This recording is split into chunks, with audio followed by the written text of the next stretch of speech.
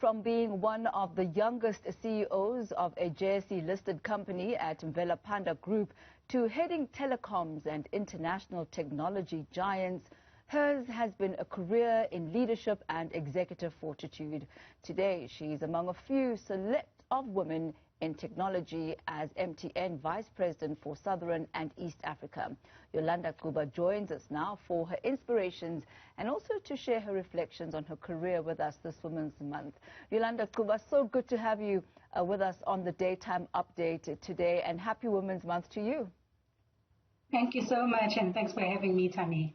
Now, you're one of those women who's held multiple positions of leadership within the technology and the finance space. But if I had to ask you, in perhaps a consolidated form, how would you describe your roles as well as your responsibilities in the various portfolios? I guess the easiest way to say it is I was a change maker, right?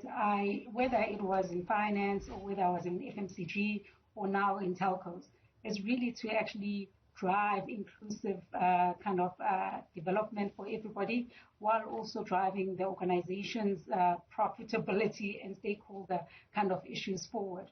So that's how I would describe it. So it didn't matter which industry I was in. I was curious in it, I was dedicated to it, and I actually applied my mind and myself to all those roles as I pivoted from industry to industry. And how did you get into the technology space? It was a stroke of luck, I guess, in a way, because it actually it all happened in 2010. It started in 2010 when I was deciding that I wanted to actually change careers and focus on a more operational role. And my mentor then, his name was Simon Sussman at the time. He was my mentor. And he said, Yolanda, anyone can be a shooting star, but what's going to make you sustainable? And I realized at that point in time that I had to go back and relearn stuff. And I had to unlearn some stuff and learn new stuff. And in order to do that, I said, I needed to be in industries that have demonstrated sustainable growth and sustainable kind of repeatable models of success. And I assessed the companies in South Africa, and two stood out for me. And ultimately, when I was ready, I actually went to SAB Miller. I called the chairman there, the CEO there.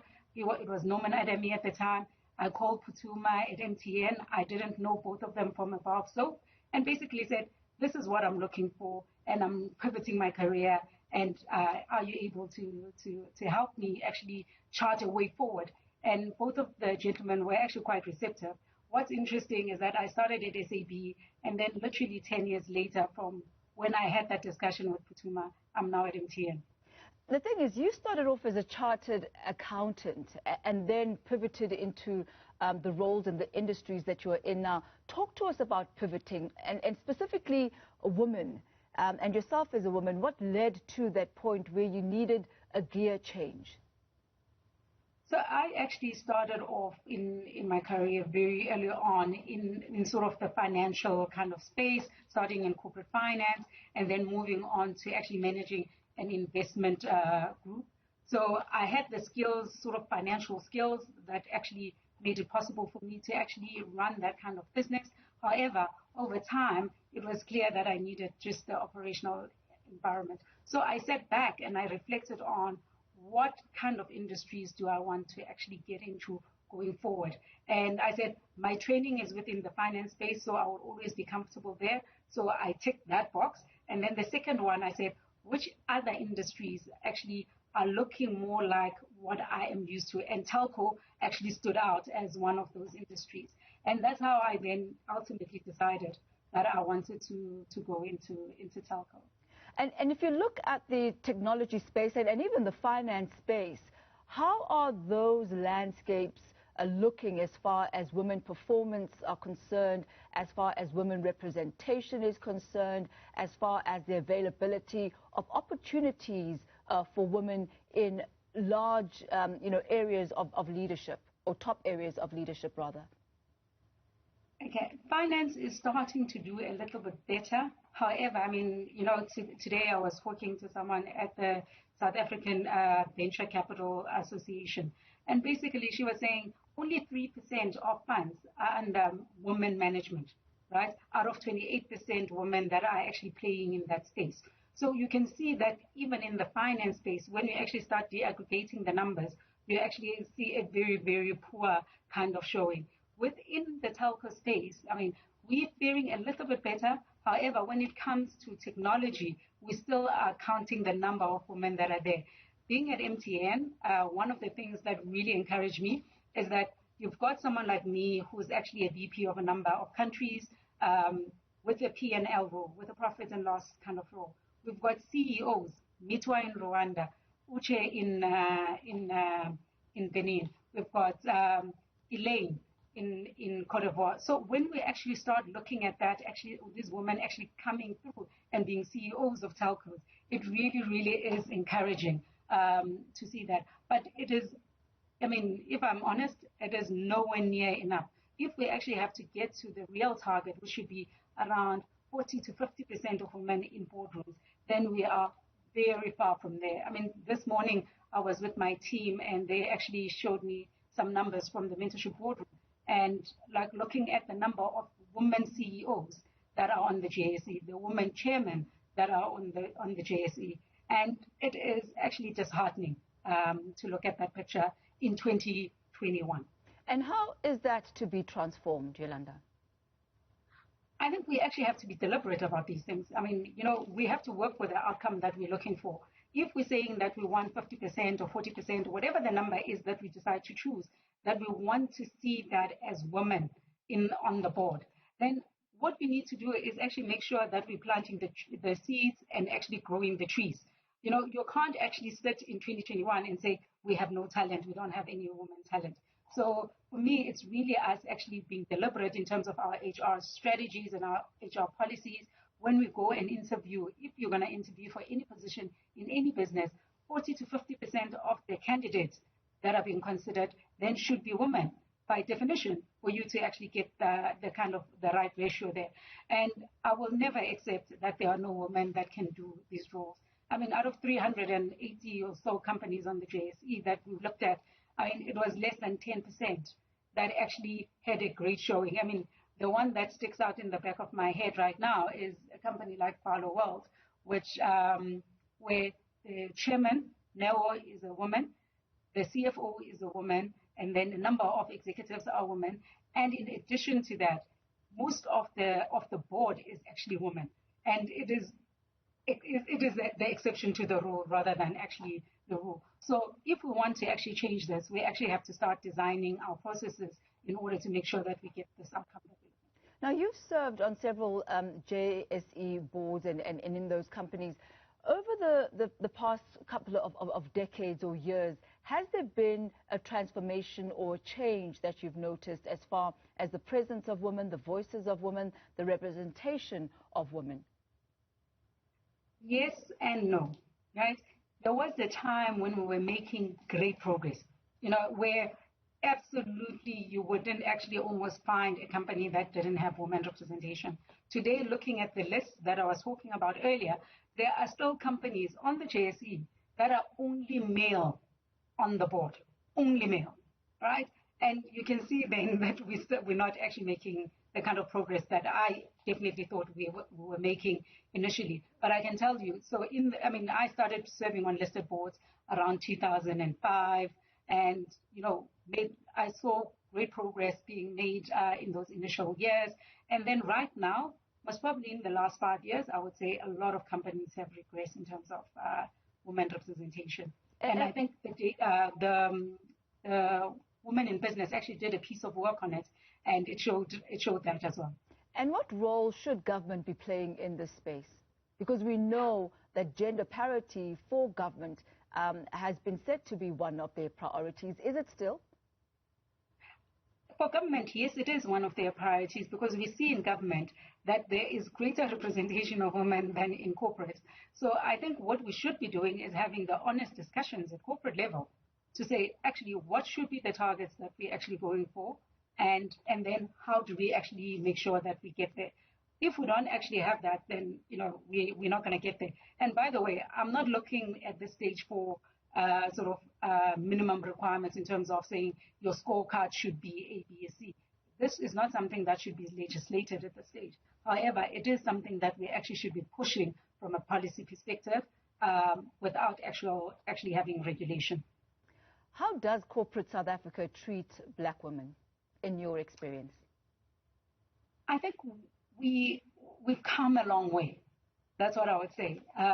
If you walk into the boardroom now, you are well accepted and well respected. It was not so in the initial years, I must be honest. For me, for example, you were the little kid that actually just walked into a room where you were almost disturbing the peace that everyone actually had in the room. Initially, also the expectation was that you should be seen but not heard. And right now, the whole kind of movement is around saying, okay, how do we hear different voices? So the environment also has changed. I think the context is what is also helping us here, because everyone is actually looking for different voices, because for businesses to be sustainable, all CEOs, all boards now actually accept that different opinions, different kind of contexts actually matter to make sure that, as my boss would say, the wisdom of Solomon kind of solutions are what is actually, that's what we end up with as the solutions. You've had the opportunity of working not only within South Africa, you've lived and worked in Ghana, many other countries on the African continent.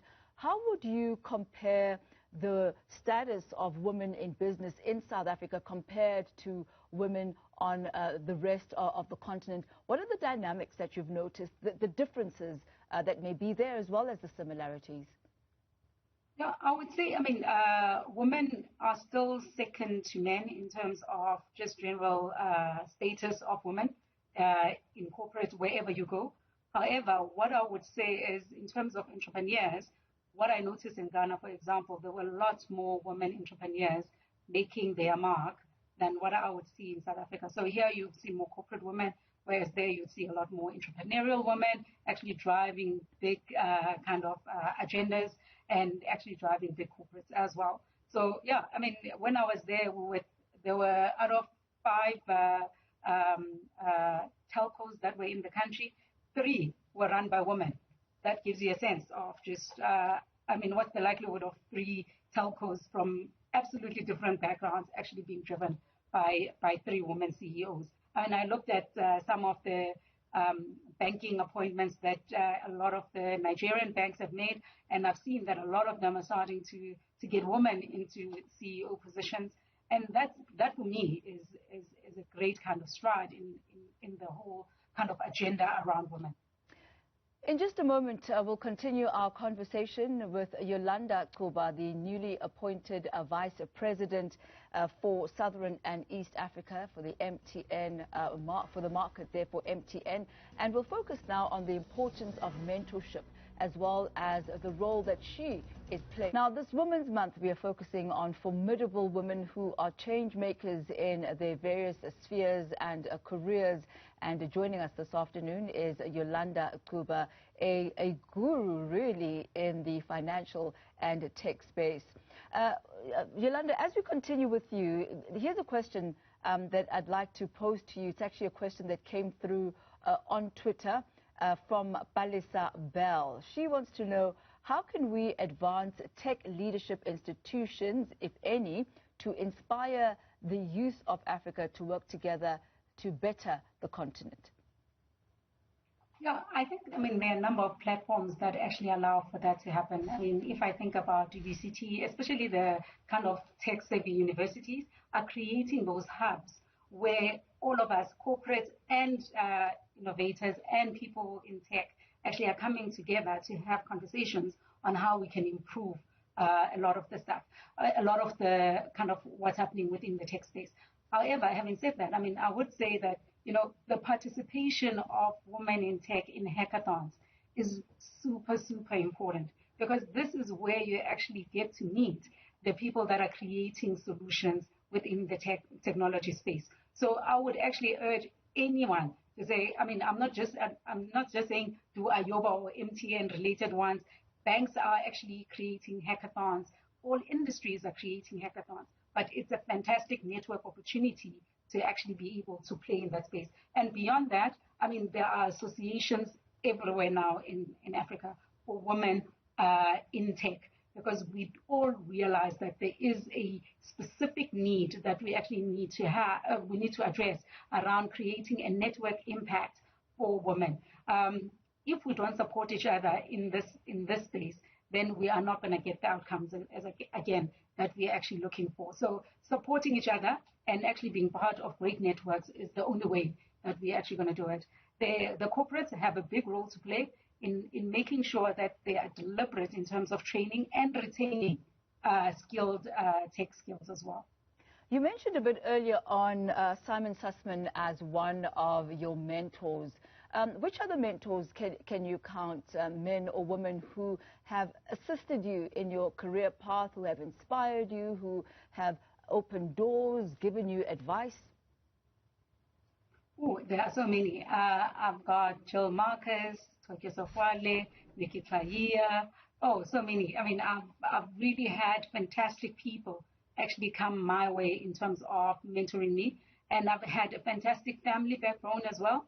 That's been a source of inspiration for me, as well as advice at important points in my life. My uncle, Yolanda Cuba, actually has been a pillar of strength in terms of making sure that I make the right decisions when I need to make, especially when I was pivoting from one place to the other. He was crucial in me making a lot of those decisions. Talk to us about the importance of mentorship. Who needs one? How do you find one? What role do they play in one's development? I mean, everyone needs one. You know, Tokyo used to say to me when I was very young, was 23, 24, he used to say, Yolanda, you are clever, right? You can do preps, you can do all these things. And from my side, I am wise. And basically, mentorship, when we get together in these meetings, we are building a bridge for you between cleverness and wisdom. And ultimately, when you are a business leader, it is wisdom that would actually matter. And I think that's important, that all of us cannot live every experience, every mistake, every whatever in the world. So the mentors are great at that. So what are mentors? As far as I'm concerned, mentors are people that give you perspective. So like the example I made, Simon gave me a perspective when it really was crucial for me, when I was at some form of crossroad and I had to make a number of decisions, self-reflection moments, right? And then there are people that are sponsors, right? People that make sure that you get there, people that make sure that they find you on your path and then they help you accelerate whatever your path is. And those are two different kind of people. Sometimes you find them in one person, but a lot of times it's two different people. Sponsors tend to find you. You actually have to already be on your path to success or path to trying to achieve something meaningful, and a sponsor comes in to actually accelerate that. Whereas a mentor, a lot of the time, is actually around giving you inspiration, giving you hope, giving you that kind of sense of perspective. So that's how I separate them. How do you find them in general? Really, I mean, for me, I pick them, right? I pick them and then I go after who I want. I found, like, for example, the executive kind of placement where at work where they actually give you a coach, or I mean, they give you a mentor, doesn't work for me.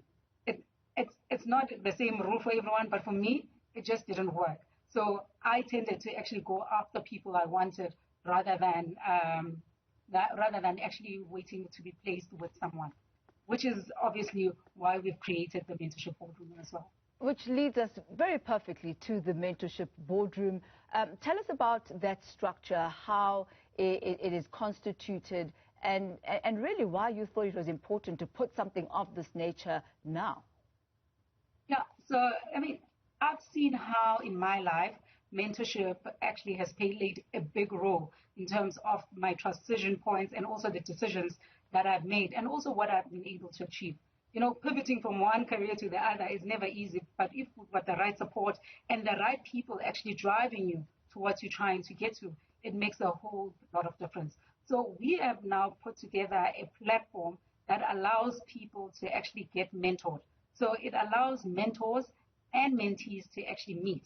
And who are these mentors? These mentors are change makers, trailblazers, people who have done it before that are actually looking back and saying, I want to keep the door open for the next generation to actually come through. So those are the people that we're talking about. It is some of the CEOs, like the CEO of MTN, Ralph Mupita, was part of our 67 minutes of mentorship on Mandela Day. We had the chairman of Nesmart and Aston, Kuseni Dlamini, was part of it. We had Dr. Tsoteka, who's one of the very few neurologists in this country, women neurologists in this country. So we had such a diverse group of people actually mentoring people. On the other side, who should be the mentees? The mentees are the general public. And that's what this platform is trying to do, is actually create a marketplace where the people that normally we wouldn't have access to, people are now starting to actually have access to in a way that is easy and seamless. So we created this platform called the Mentorship Boardroom to actually allow for that interaction to happen between mentee and mentor. And people are like super excited, I must be honest.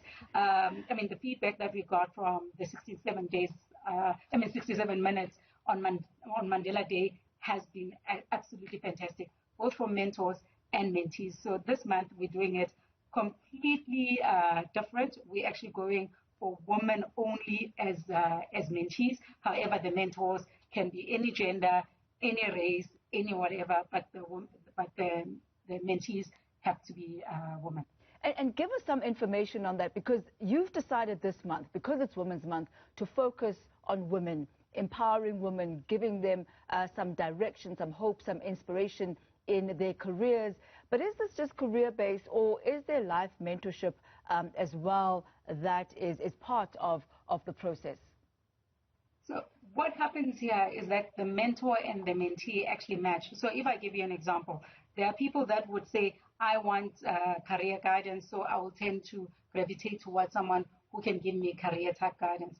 There are people that says, I want, for example, to give you a practical example on Mandela Day, there's a ward councillor in Pretoria who's from one of the smaller parties, who said, and this is a 46-year-old gentleman, who said, I would like to actually have a discussion with someone who actually understands politics, who's done it in politics, and so on and so on. And I want to actually make sure that I can transition into politics, because I was not in politics before, and understand how I can make an impact within my own constituency, right? So there are people like that, and then they actually match each other according to need. So people, just recognizing that people's requirements are different at different times. The mentors are actually so different that some of them will give you career, some of them will give you life experience, and some of them will give you something completely different. And in the conversation that you have with the mentor that you've requested, it is up to you how you use the time. You know, you can ask them about anything. So it is not, we don't structure the program for you. It is about what you need at that point in time. And you can have, you can meet with multiple mentors on the platform as well. And what is the duration of the mentorship program? Is it just a once-off meeting, or are there arrangements for longer-term engagements between mentor and mentee? So we facilitate just one-on-one with that particular individual. But between the two of you, now that you've made contact, if you make the right impression, I guess, on your mentor, and you ask your mentor, can you be my permanent mentor? That is completely okay, because then you actually get off the platform, and then you can have your own offline kind of mentorship sessions. So what we're trying to do here is really bring exposure to these kind of group of people that would have never had an exposure to some of these captains of industry. So where do women, specifically for Women's Month, sign up to be part of the mentorship program, whether they want to be a mentor or they want to be a mentee? Okay, you can sign up on www.thementorshipboardroom.com. So it's that simple. It's www.thementorshipboardroom.com. And really, for me, I mean, if you actually want to be a mentor and you're a woman, a man, doesn't matter, please sign on. If you are interested in the empowerment of women, inspiring women, guiding women, coaching women, please sign up as a mentor on the program. And if you are interested in being a mentee, please also sign up on the platform. We have our target for this month is 20,000 women.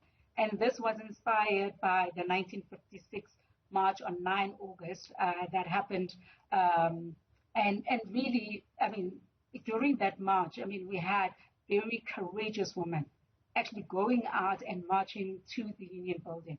And for me, if I think about how difficult it must have been to organize 20,000 women in 1956, where there was no social media, no nothing, you know, I'm definitely sure we can empower 20,000 women and inspire 20,000 women this month. Trust you, Yolanda Cuba, to be going for those huge numbers, but numbers of significance nonetheless, because I'm sure there's just so many more women as well who still need that mentorship. But thank you very much for your insights. Thank you for your wisdom. Thank you for the amazing work that you continue to do, not only in your industry, but also in empowering women as well as men. And congratulations on your most recent award, which is your winning the Outstanding Women in Tech SA by the Women in Tech Africa Awards. What does that mean to you as we sign off? I think, I mean, it is an acknowledgement. You know, awards are an acknowledgement of what you actually are doing, that you are on the right path. They actually give nothing more than that, unfortunately. So it's recognition that you are on the right path. And for me, that's what this one is about. It really is actually acknowledging that we are actually on the right path in actually making sure that in tech specifically, we are making an impact around transformation of the industry, transformation of how people think about the industry, and really taking it to the next level. And how can I let you go without asking you for a specific message for women this Women's Month? My specific message for every woman out there is, if you can dream it, if you can think about it, if you can actually just imagine it, then it is possible. Go out there and be a trailblazer. If there's no one who's created a path before, it doesn't mean that you are not the one to create the path. Our time has come. Our time is now. So I ask each and every woman to please rise and be counted. Oh, man. Thank you, Yolanda Cuba. Really, we are rising and we are being counted, the women of South Africa and the women of Africa. You have yourself a fantastic Women's Month. That's Yolanda Cuba, our guest this morning on a Daytime Update as we celebrate and mark Women's Month.